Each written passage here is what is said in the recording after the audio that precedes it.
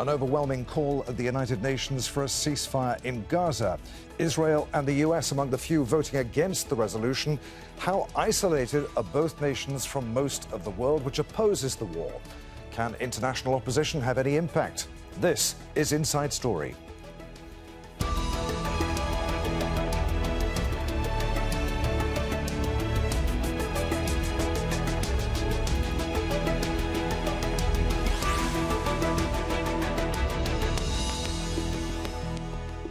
Hello, welcome to the programme. I'm Adrian Finnegan. The Hamas killing of 1,147 people in southern Israel on October 7th caused global outrage. Since then, though, 15 times as many Palestinians, mostly women and children, have been killed in a merciless bombing campaign by one of the world's most powerful militaries, backed by the US and Western allies. These countries proclaim support for human rights and international law, both of which Israel tramples on daily in Gaza and the occupied West Bank. So how is Western support for Israel viewed elsewhere? Could the Gaza war change the current world order? Is support for Israel damaging the West? We'll be asking these questions and more of our guests in just a few moments. But first, this report from Cara Legg on how Israel and the US have found themselves in a minority of world opinion. Months of bombing and a worsening humanitarian crisis. Despite growing calls for a halt to Israel's war on Gaza, the world's most powerful body, the United Nations Security Council, has failed to put a stop to Israel's violence, with the US wielding its veto power, standing alone in blocking resolutions for a ceasefire. But the demands have not stopped, moving to the UN General Assembly. I used my recent attendance at the Doha Forum and every other platform I can to encourage cooperation among states with the same singular goal in mind: to make peace for all. In the name of humanity, I ask you all once again, stop this violence now. The Assembly spoke loud and clear, an overwhelming vote in favour of a resolution seeking a humanitarian ceasefire and the release of all captives from Gaza. 153 member states supported it, 21 more than the last time the Assembly called for a humanitarian truce. War-torn Ukraine was among the few countries to abstain, refusing to call for a halt to a war backed by its Western allies. The US and Israel, however, voted against the resolution. We support speaking out with one voice to condemn Hamas for its terrorist actions on October 7th. Why is that so hard? To say unequivocally that murdering babies and gunning down parents in front of their children is horrific. The exploitation of the Palestinians has made the UN a moral stain on humanity. Why are you continuing to allow them to make the United Nations irrelevant? The resolution is non-binding, but it carries political weight and reflects a global perspective of the war. The Arab and Islamic countries who spearheaded the effort have pledged to use this as momentum to keep pushing for a ceasefire. The Palestinian Authority has welcomed the resolution and urged countries to pressure Israel to adopt the ceasefire. As ground battles intensify in northern Gaza, Israel has carried out some of the heaviest bombing in days in the south. The UN vote indicates Israel's growing diplomatic isolation. US President Joe Biden has warned it risks losing international support because of its, quote, indiscriminate bombing. Even close ally Australia backed the UN resolution in a rare split with the US. And while the world waits to see if the UN Security Council will hold another vote, people on the streets, far from the corridors of Western power, are making their voices heard. Cara Legg, Aljazera for Inside Story.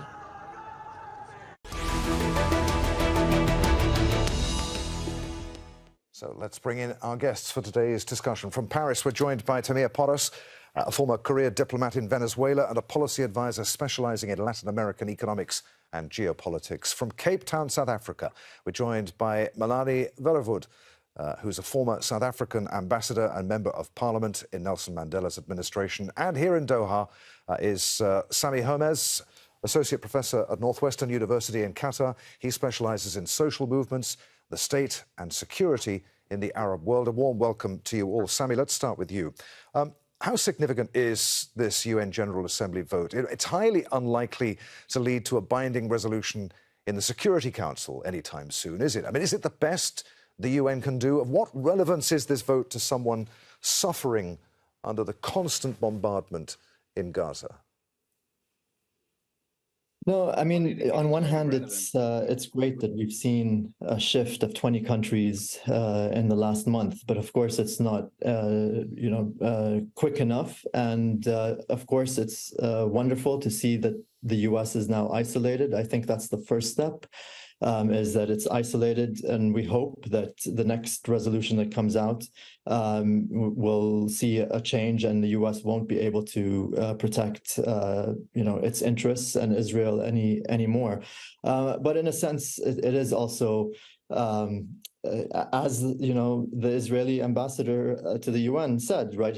It's total doublespeak. I mean, he blames the Palestinians for everything, but they're the ones who are constantly breaking international law.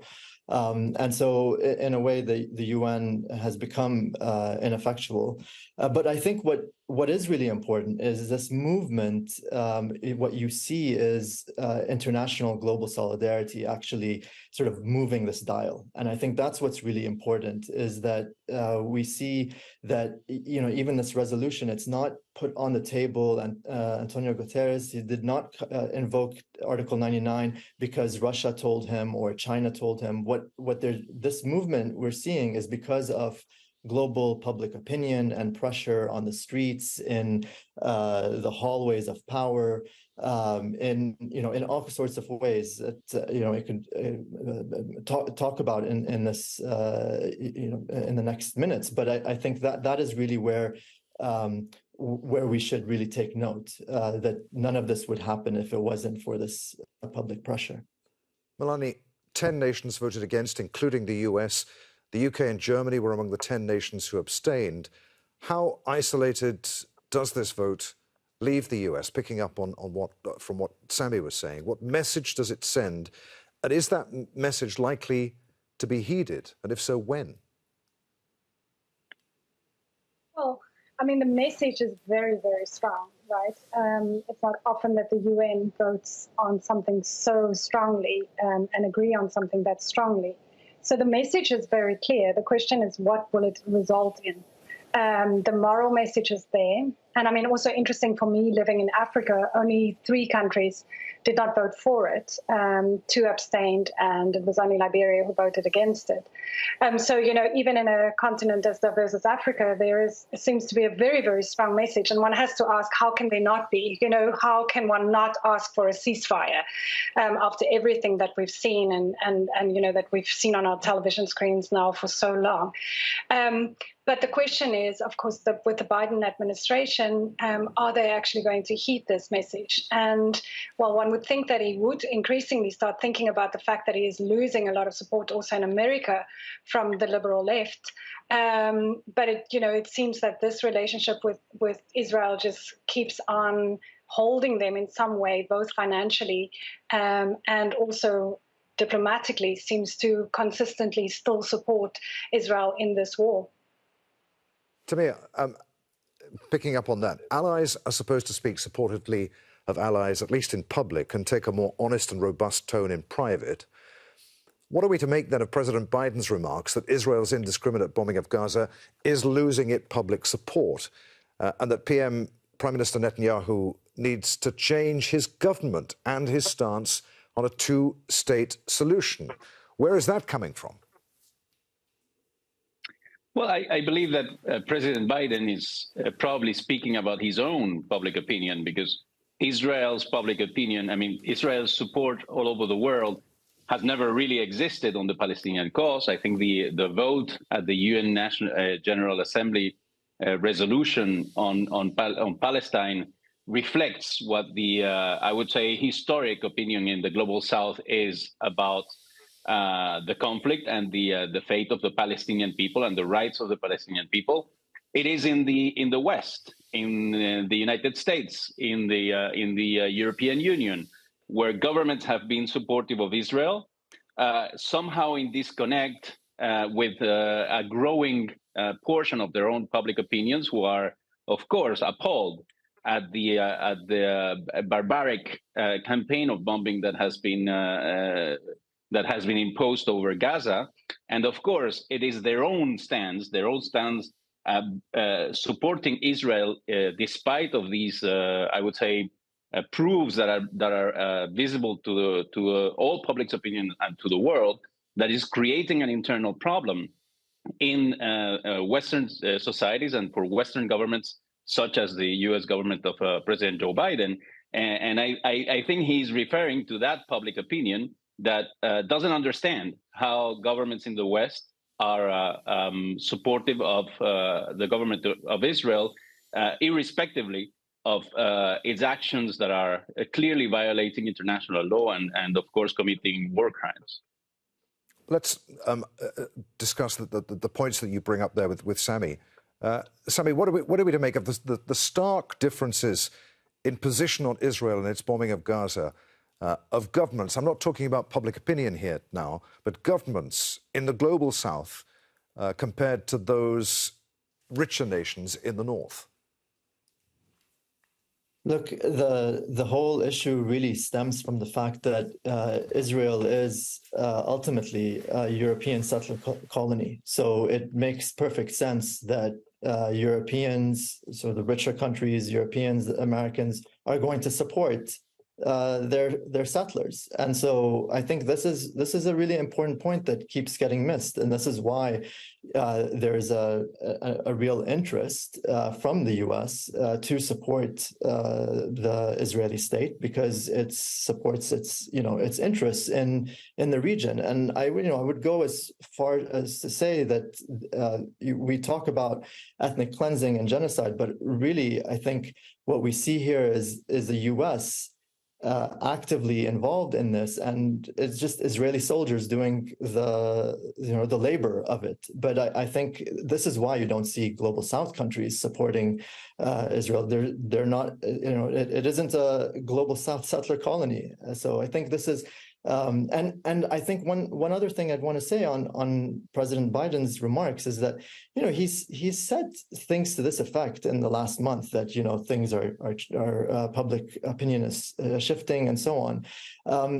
I find these as sort of diversions. They're just ways to sort of buy time. I mean, you can keep saying this, but ultimately the U.S. can turn off the weapons supplies. It continues to do so even in light of these massive atrocities, and it could turn this off. And according to Israeli generals and former generals, they would tell you that it would end this war very quickly if that stops. Melanie, is this shattering the reputation of nations who continue to stand by Israel, the war on Gaza, I mean, and what does this conflict mean for international law? Who, in future, polices nation-state actors when they appear to be able to act with impunity? Well, let me just first say, in terms of what the previous speaker was saying, I think Sunny is the name, of course, that South Africa would very much echo that on an official level, exactly that South Africa is very aware, and the ANC government in particular, how Israel had very close relationships with with the apartheid government for many years, and how many of the weapons that were actually used to kill anti-apartheid activists came either from Israel directly or through Israel. And so, then, of course, also that the ANC government can see how the Palestinian cause, the fight for freedom against land occupation, etc., very much mirrors their own battle for so many decades for freedom in South Africa. And Mandela, of course, famously said that South Africans wouldn't be free until the Palestinian people are also free. So I just wanted to echo that. In terms of international law, as an African and somebody from the Global South, the Global South has always said and has always pointed out for a very long time, well, not always, but certainly for decades, the hypocrisy when it comes to international law and the application of international law, in particular when it comes to a superpower like America, who likes to play this sort of global policeman, and yet when the rules have to apply to them or to countries that they support, they often change the rules or somehow want to reinterpret the rules. And that's not something new for people in the global south. We are very aware of that. And so the question is not a new question. It is just whether this is finally the tipping point where the world will see that, to use the children's story, that the king actually has no clothes on when it comes to America in this moral global question. Tamir, is this a tipping point? To what extent is this a defining moment, not just for the UN, but the current world order and countries that claim to stand for defending human rights? Well, yeah, it is a test. Definitely, it is a test, but it is reassuring to see that in the General Assembly of the United Nations, such a unanimous stance in defense of the rights of the Palestinian people in this particular case, but that also says a lot about the aspiration of the Global South and the international community at large to have an international, I would say, international realm that is organized around international law, so that every country has to abide to international law. And in this case, it is very clear that the behavior of Israel is, of course, opposed to those values. At the same time, in the United Nations, for instance, once one country like Israel behaves in such a manner, there should be, the recourse to the United Nations Security Council, where the members of the Security Council would be able to impose sanctions, international sanctions in this case, to the country that is violating international law. But we all know that the political logic and the geopolitical logic imposes itself, because the United States would exercise its veto rights. So it's a moment where at the same time you see this very large aspiration, but also where you can show the limits of the current international architecture, that the tools are there, but there are also political tools for those countries who want to impose a unilateral vision or a unilateral force in the international realm. So it becomes very clear to I would say, the international public opinion, what needs to be changed in this architecture for, once again, a more balanced and peaceful international arena to exist. So, Tamir, is the UN currently a complete waste of time? Nothing but a debating theatre of wishes and dreams? I mean, its critics have been saying for a long time that it's not fit for purpose. Its credibility, and once again that of the Security Council, is on the line here right now, isn't it? I mean, if the UN can't stop the indiscriminate killing of innocents, it's as good as useless. Well, I understand and share that frustration, but at the same time, it's the only tool available for small countries, those who cannot impose force. So, this is realpolitik, and indeed, in the face of realpolitik, the UN cannot do much. But at least it is a forum where that injustice can be underlined, and I think it's very important that the ability for the international community and the global South to express its opinion and to unveil the double standards and the injustices is in itself something that is worthy of keeping. But I understand, of course, the frustration that these tools do not allow the international community to stop the killing and the oppression over the Palestinian people. Melanie, do you want to come in there and expand upon what Tamir was saying? Well, I mean, again, from South Africa, and I think more generally the Global South has for a very, very long time complained and pointed out that a body like, particularly the UN Security Council, is not representative of the whole globe, and neither does it serve the need and the interests of a very large section, 2/3 of the world's population. And so they have been critical about this for so long. But I do agree, and of course also like bodies of the ICC, and it is worthwhile mentioning that South Africa has asked quite a while ago already the International Criminal Court to issue a warrant of arrest for President Netanyahu for war crimes. And it's going to be, I think, from a southern perspective, it's going to be very interesting to see what the ICC will do. But I do agree that, at the moment we don't actually have something better than the UN yet to hold countries to account. Of course, on an economic level, this is why BRICS, you have seen such a big expansion and development around BRICS, where more than 40 countries wanted to be part of this.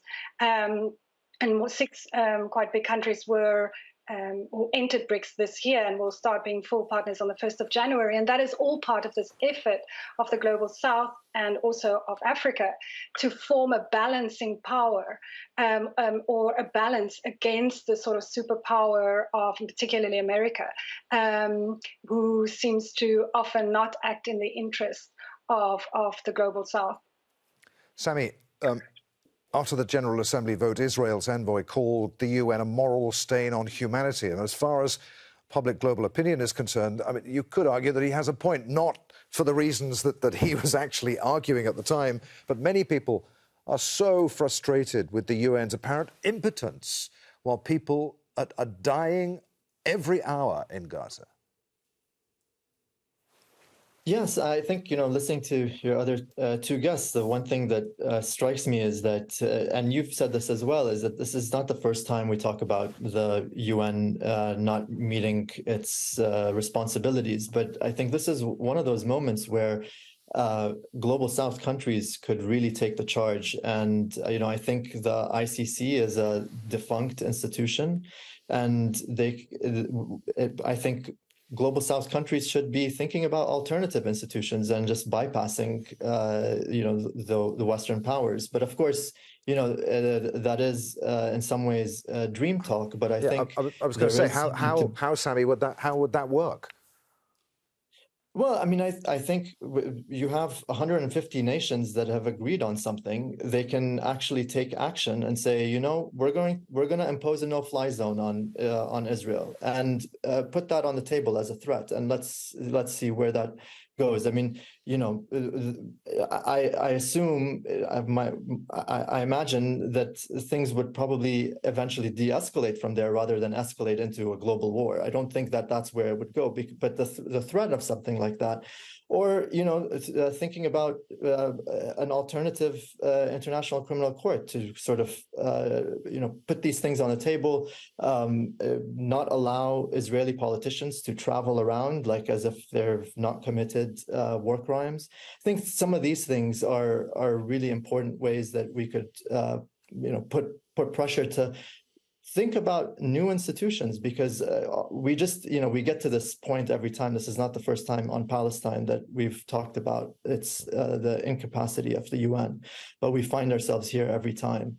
And it's tiring, and Palestinians are dying in the meantime. And when they're not dying in great numbers as they are in Gaza, they're dying of slow genocide, that you see, for example, in the West Bank, right, where their territory is shrinking and shrinking and shrinking. And so, but under the radar. Nobody cares. Nobody cared about the prisoners until October 7. And now, people are talking about Palestinian prisoners. To me, Sami's got a point, hasn't he? I mean, this talk of it being high time for new institutions is all well and good, but in the meantime, people are dying now. Absolutely. But again, it is ultimately, if you will, because we move from the framework of, and we have shown the limits of international institutions and international law.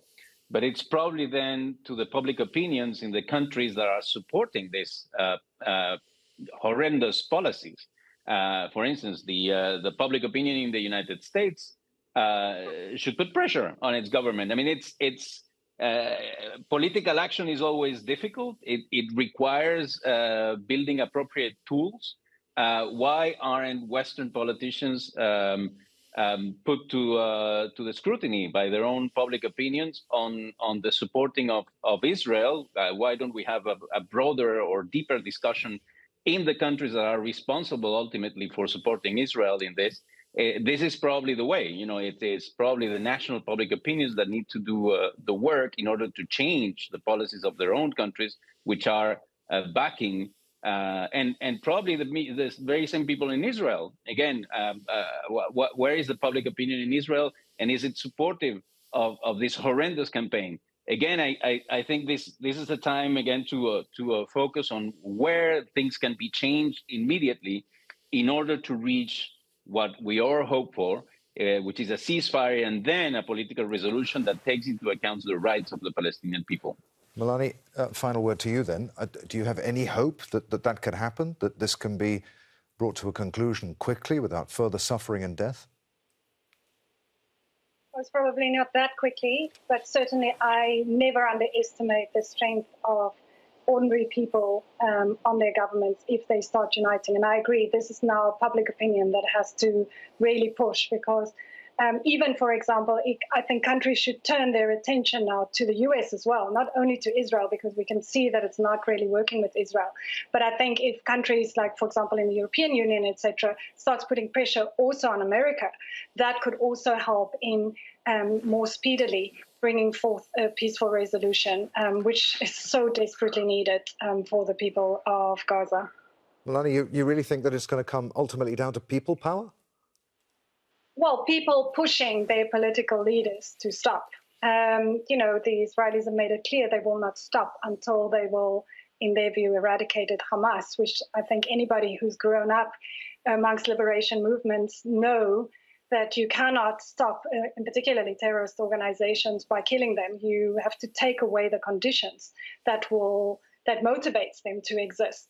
I think we know that it's not working on Israel, but I think public opinion needs to push the rest of the world to all stand together. And we've seen many of them have come together now, but the remaining ones, and in this case, particularly America, who funds a large extent this war, or to a large extent contributes to the funding of this war, and also, albeit then in public, still, supports the war. I think we need to, that is what's going to make the difference, is the pressure to stop this. Okay. There, we must end our discussion. Many thanks indeed to you all. Sami Hamez, Melanie Furavud, and Tamir Porras.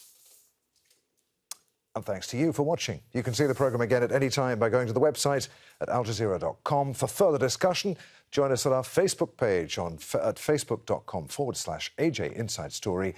And you can join the conversation on X, our handle at AJ Inside Story. From me, Adrian Finnegan, and the whole team here in Doha. Thanks for watching. I'll see you again. Bye for now.